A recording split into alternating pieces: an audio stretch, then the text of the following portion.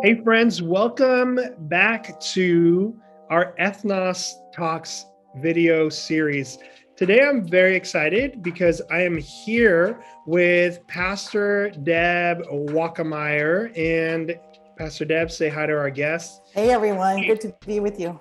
If you don't know Pastor Deb, I don't know what you're doing at Light and Life. You need to know this wonderful woman. Her and Pastor Larry have been at Light and Life since 1991, if I am correct, which is almost A long time ago. 30 years in June, right? Yeah. You will have been at Light and Life. And I've had the honor of knowing her for the last 8 years. So today in our Ethnos Talks, this is what we're doing. We're going to be having a conversation with Pastor Dr. Deb Walkemeyer about her heritage coming from Norway. Her family is from Norway, which is super cool. Maybe you didn't even know that about her. And how this Norwegian girl from the suburbs of sunny California ended up planting a Compton garden in the middle of one of the cities that has a large African American and Latino population. Like, how does that happen? And how do you grow to be the co-pastor of one of the most diverse churches in Long Beach? Well, you're in for a treat. That's the conversation that we are going to be having today. So let me say a quick prayer as I read to us the guiding verse that we have been studying from Revelation 7:9, which says that there was a multitude that I could not count when I saw, and there was people from every tribe, every tongue, and every nation worshiping at the throne of God. And so that's what we strive for. We are striving for, as a church, to be a taste of heaven on earth. The reality that one day God is going to have people from every background imaginable, tribe, tongue, and nation worshiping together in heaven. And we get to taste a little bit of that at Light and Life. So, Lord, we thank you for this day. And I thank you for this conversation that we're able to have with Pastor Deb. And I pray that you would bless it and that many would hear and be encouraged by it, and that we would make much of your name. In Jesus' name, amen. So, Amen. Pastor Deb, here's my first question to you. Could you tell us a little bit about your upbringing and how your ethnic identity was maybe shaped or formed by experiences in your childhood? Anything of that sort? Yeah. I grew up in the suburbs in Upland, California, Azusa, and then Upland, California. And intact family, a younger sister and myself. And my mom's parents immigrated from Norway, actually met in New York City. So they didn't even know each other. They were single. My grandpa was the first to come of his family when he was about 18 years old, in about 1918, came over to try to get a job from Norway in New York as a boat builder because he was in construction. So found a job building boats and then went back and got the rest of his family. So they joined him. Their names are written in Ellis Island. So one day that's one of my bucket lists is What? to go to Ellis Island and find my family's names. So that's really cool. On both sides of the family, they met in New York City, got married. My mom was actually raised in a Norwegian-speaking Lutheran church in New York City. So she grew up speaking Norwegian, but here she was in a kind of a very mixed, New York City was very mixed with all these different immigrants and all these different language groups and people groups. And I can't imagine, she's not alive any longer, so I can't imagine what it was like for her being like a teenager. She's Norwegian, speaks Norwegian, trying to go to school, fit in. I don't know what that was like for her, but I would think it would be a little bit awkward. And then my dad was German, his family came though in the 1700s to America. And German, Wow. yeah, and A they were long into time ago. yeah, a really long time ago. They were agriculture world people. And he was grew up in Idaho, was a very poor farmer.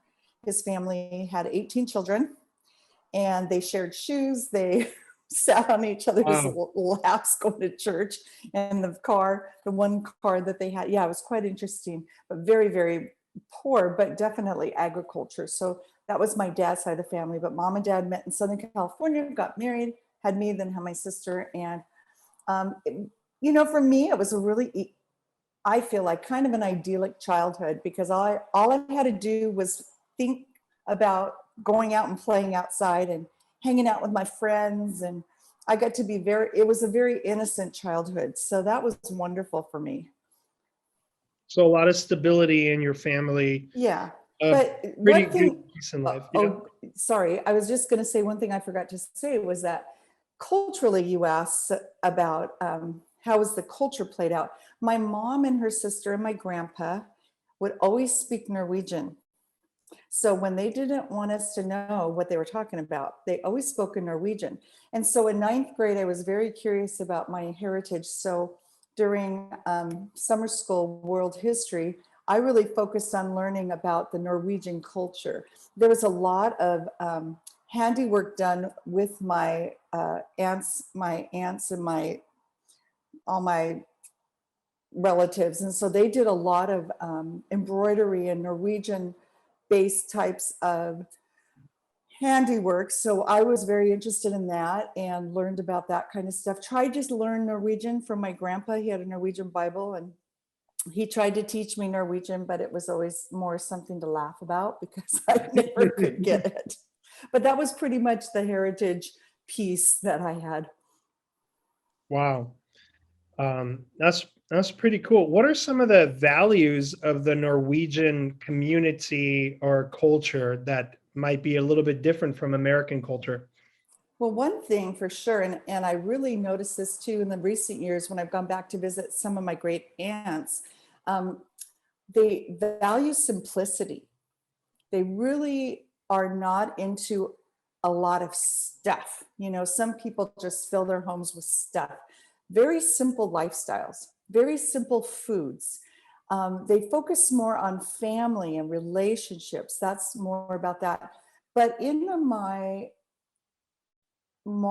mom's side, though, there wasn't a lot of conversation about how you were personally doing. So that was a little bit more private. Mm, So I didn't get to really learn more of the inner heart workings of my mom so much because it was kind of off topic to talk about those things. But oh, also they just really valued time together. And I think now, especially in today's culture, well, COVID's given us maybe more opportunity to slow down and have time together, but I think we've gotten so busy in life that we've lost the impact of right. the value of doing those things as just slow down, simple, hanging out with family. Yeah, that's true. So this may be a crazy question to ask, but how does a blonde, green-eyed young woman from the suburbs of what was it, Rancho Cucamonga? Upland. Upland, land in one of the most diverse cities, which is Long Beach, shepherding one of the most diverse churches in Long Beach, and then end up planting a community garden in the city of Compton. So let me, before you answer, a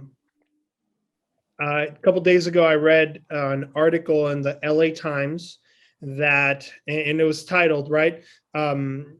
Seeds sprouts in an urban garden for young Black entrepreneurs. It was something like that. And it had 4 young African-American entrepreneur farmers in the garden that you helped to plant. So when I see that, I'm like, that's Deb's garden, but these are people that you may not even know, and they're young Black entrepreneurs. So how does this young woman from Upland in the suburbs end up being a person and a leader that helps empower young Black leaders? That's what was mind-boggling to me. And there's a story, there's history there. So tell us a little bit about that journey.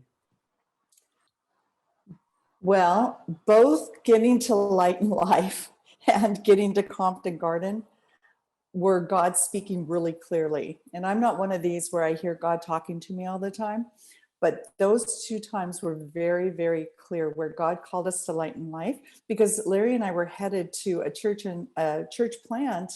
We were already ministering there in Cucamonga. They wanted us to take the lead pastorate. So we had already picked out a house where they were going to help us buy. It was very wealthy, totally white congregation. So Which would have been the more comfortable, easier thing to do. Absolutely. Totally comfortable, right by my mom and dad. I mean, easy. And God said, no.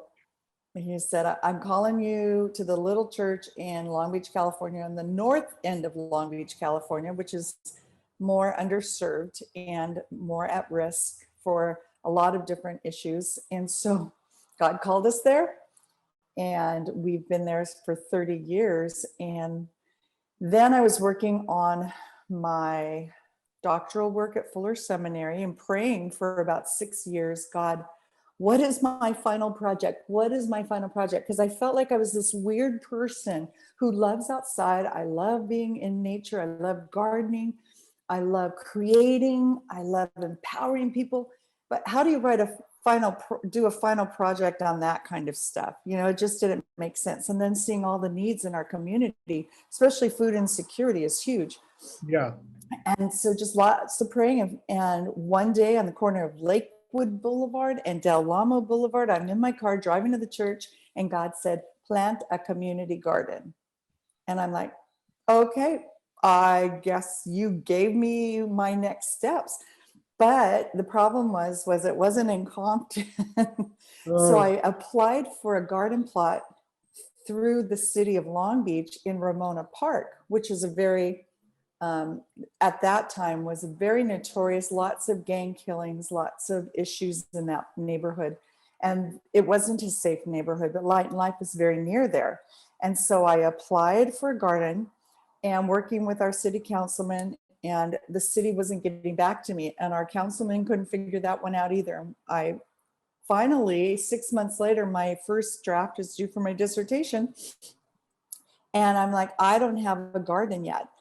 But Bob Combs at Light and Life had come to me a few months earlier and said, hey, I have a chance to put in a community garden. A garden in Compton on Long Beach Boulevard. Do you want to do that? And I go, no, I'm going to do one in Long Beach. No way. And said, no. But I said, I'll consult. So after months of consulting with Bob and helping him and not getting this Long Beach garden plot, and I didn't hear it for a whole year, really, honestly. So that was pretty crazy. Yeah. But I said, okay, Bob, I guess I'm jumping in both feet first. And I had driven over there with Larry to look at the land. And Larry said, no, this is not safe for you. Look at you. You're a white blonde. You're a white blonde woman. Oh. And this is not a safe neighborhood. What are you doing? And I said, I don't care. I said, I'm doing it. And so I didn't listen to Larry, but I did listen to God. Woo, hold up. How did that work out? You still have a great marriage, so I think it worked out pretty well. It's better to listen to God than to listen to your spouse. You know, we prayed and kept talking about it. And I said, Larry, it's going to be fine. Honestly, if God's in this, it's going to be fine. So started working with Bob, and we opened the gates in November 2013 and have been going ever since, which is pretty crazy. It's 2021. So this will be our 8th year. And a lot of community gardens end up closing because they lose the property. A lot of them are on leased land, and developers will sell it, and then the community garden is gone. Oh. And our rent basically is growing vegetables for the owner of the land. We don't pay rent. We just grow him vegetables. And wow. What a favor. That's incredible favor. But hold on, you missed an important step. This plot of land, the plot of land with Compton Community Garden used to be a motel that was like a motel. Sell by the hour motel, right? Prostitution, human trafficking. That's crazy. Now you have garden beds instead of motel beds, and you are doing the work of justice by bringing food access and empowering minorities and Latino and Black entrepreneurs to grow healthy food. That's mind-blowing. So tell us more. Continue. Yeah, well, even while we were getting the garden ready, it took 6 months. Bob had lived in the community for 20 years, and he said every time he had spoken to a prostitute on the street, he was being propositioned. But this time, he said constantly, almost every day, these women who were walking the streets came into the garden and said, "What's going on here?" The day we opened the gates, a lady named Nancy came in. She said, "I want to serve. I want to help. I want to do whatever I can. I know I've made bad decisions, but I want to do this." We have had so many wonderful conversations in prayer. There's one named Tiny. Her name is Tiny, and she has since given her life to the Lord, gotten baptized, gotten connected in a church there down the street.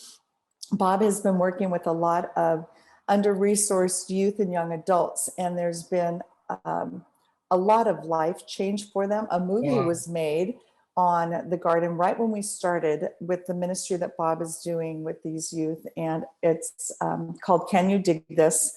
Didn't John Legend work on it? Yes, John Legend was the executive producer, wrote music for it. Ron Finley, the gangster gardener, is kind of like the MC for it. It's a very powerful movie. And they feature 2 of our gardeners out of the 4. So it's really worth watching. And that's the kind of work we do there. Huh? Can you dig it? Can you dig this? Dig this. Okay. Yeah. I'll watch it. Can you dig it? Sorry. Yeah, it's a garden movie. I don't even know. It's been so long. But yeah, so I'm actually still great friends with the people who were like the executive production company. They're coming in a couple of weeks with a group of people from Hollywood to work in the garden and serve and help. Wow. But at the same time, recently you asked about this article. I do know 2 of the 4 in that article. The one, Temu, is the garden manager right now, and Dr. Ross has been mentoring him with all the knowledge piece.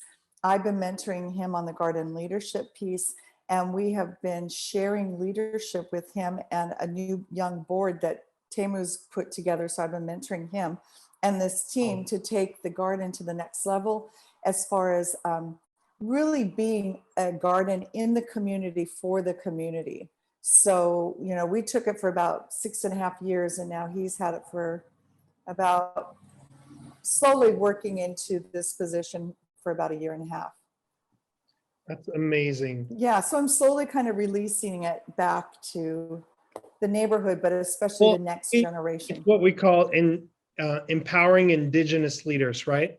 You recognize that you are not of the Compton community, but you've been called by God to go there, start something, and then hand the keys over to Indigenous leaders that are now empowered to take this mission forward as they feel led. And so that tells you a lot about, good leadership to me is the ability to empower other people and not counting how much can I get done, but how much are others doing because of my involvement, my leadership, and my development. And that's one of the things that I love so much about you and the community garden is that you don't even care that this LA Times, this February 19th, I think it came out online, article doesn't even mention your name, but it said, this is the point, is to serve from behind, to lead from behind the scenes and empower others. We call it at Light on Life hero making, right? Yes. We're not here to make ourselves heroes, but to make others heroes and to help them in their God-given mission. So here's how I'd like to close. So we talked about all the way from immigrants from Norway coming to New York City to build ships, then you and your family moving out here to California, and you build, from here you came to Long Beach to build a church and build a garden. Like, this is crazy. Your family's into building stuff, and really vehicles of salvation for people. Ultimately, that's what matters most, is that people come to know Jesus. Now, my last question has to do with this. Maybe many people have not finished their Bibles and gotten to chapter 22 of Revelation. In chapters 1, 2, 3, we have a garden in the beginning of the Bible. that God's original intention was to make the earth a lush green garden where people could eat and drink and not toil difficultly and enjoy life with him in a garden, right? Mhm. And then we're banished from the garden. Humans are banished from the garden. We lost it. And then what we see is God creates a temple, and inside the temple, the design is like a garden. There's pomegranates, made of gold and design. Everything's made to feel like a garden again in here. And then we see this theme continuing, right? Jesus often went to a garden to pray, the Garden of Gethsemane, where he spent time with his disciples and walked with them. But then we and before Jesus, we see the command in the book of Jeremiah while the Israelites were exiled in what is today Iran, God tells them, plant gardens, That's eat right. the fruit, eat what they produce, build homes, and give your children off in marriage. So basically, make your life here on earth and create gardens. They're going to be here Yeah. for a while.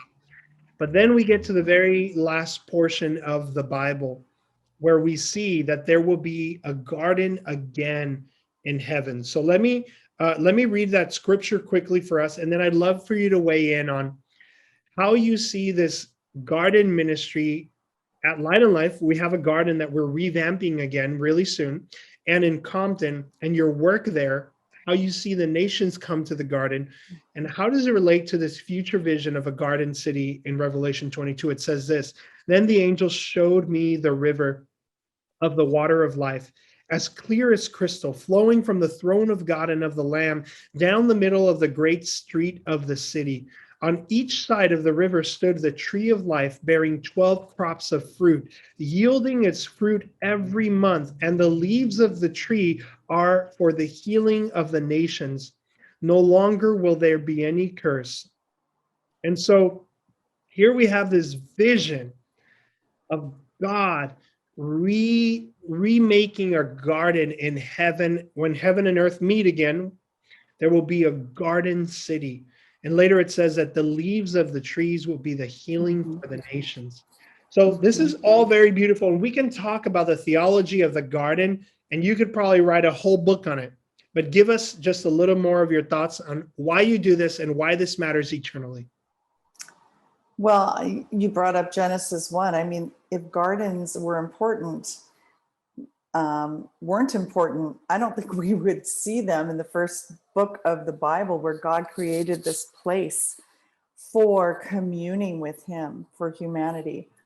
And I believe, well, also another important piece of that theology is theology of the land. Land is very important because land provides identity for people. There's Right. wars over land. And in urban contexts, especially where people can't afford to buy something, people often are in multi-unit dwellings. They don't have anything they can say, this is my land, this is my identity, who I am, me and my family.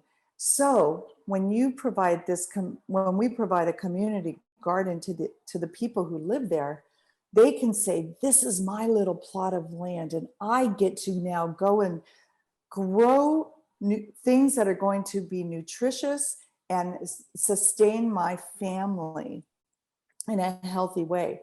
And gardens, I believe, is a way of bringing the nations together, because in the garden, the land is level. Everyone comes at the same level.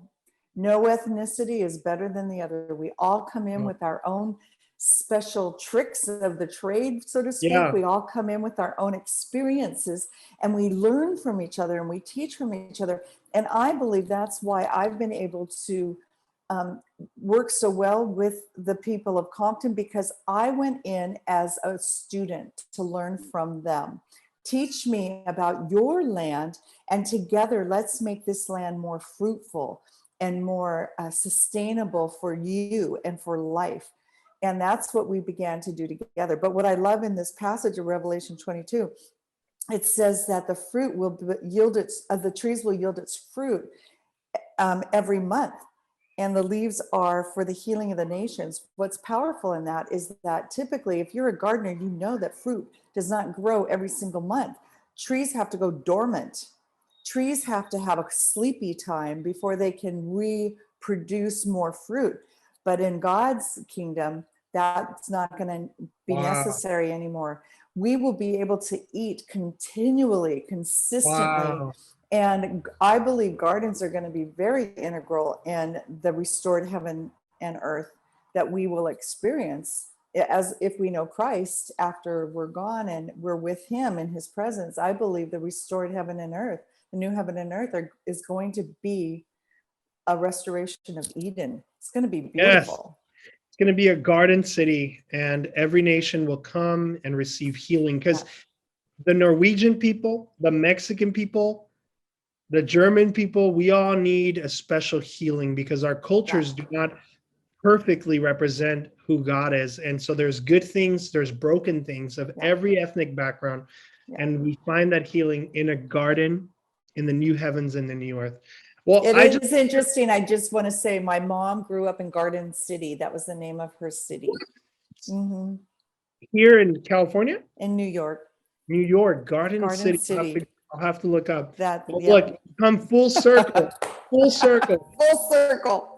Well, hey, friends, we've talked about immigration. We've talked about life in the suburbs, life in Long Beach in a multi-ethnic church and community, gardens in the hood, right? And the way that God can use people who are willing to be used to empower the next generation, to empower minorities, to create, to till the land, to be blessed by the land, which will one day be restored, and to experience healing. Because ultimately that's the plan of God, to heal every nation, every tribe, and every tongue when we see him face to face and walk again in his garden. Well, thanks for joining us today. And let me tell you, Pastor Deb, though behind the scenes, is making history, and we honor her today on this month of Women's History Month. Continue to tune in every week for a different conversation with a person of a different ethnic background from Light and Life Christian Fellowship. May God bless you and have a great day today, church. Bye-bye. Bye.